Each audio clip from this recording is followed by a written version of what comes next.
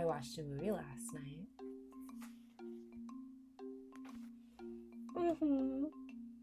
I'm Not a Witch is about a little girl who is accused of being a witch and is exiled from that community to go live with the other women who have been accused of being a witch.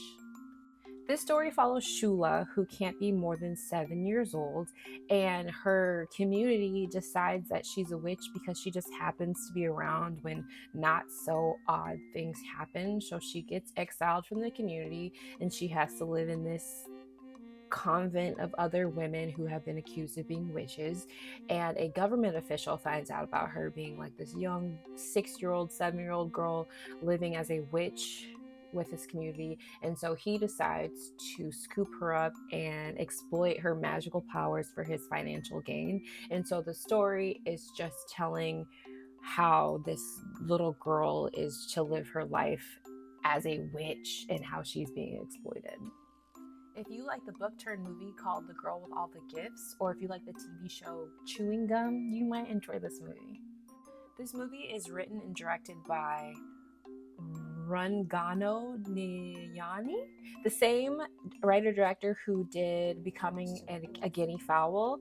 If you want to see my review on it, it's on my page. But anyway, this movie takes place in Zambia, and the language that they're using is both English and Chua, and it has captions, but it's a super funny movie. And in this movie, I don't believe the humor is lost with the translation the way that I believe the humor was lost in Becoming a Guinea Fowl, because there is just a lot of English being spoken in this movie. Therefore, you're not missing too much, and the jokes are there, and it's a really funny yet dramatic, heartfelt movie.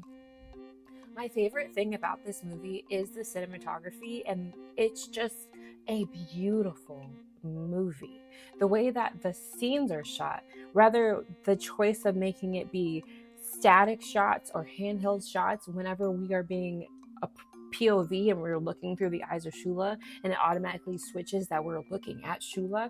This movie is just smart. The details, the intention with this movie, the way that it looks is just so beautiful. Some of it reminded me of Wes Anderson, the way that it was just a still shot and then people walking in closer and closer from the distance. It was just very captivating. I really just liked the cinematography and the style that is used to tell the story. It was just beautiful. The story is obviously about what happens when you exploit a child.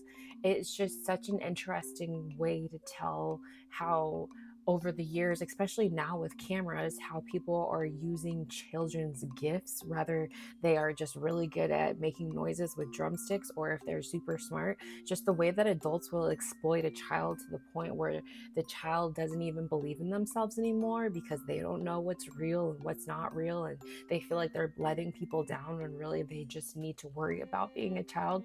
This story delivers that message on exploitation just seamlessly, and it's just hurts seeing this actress. Let me see if I can figure out her name.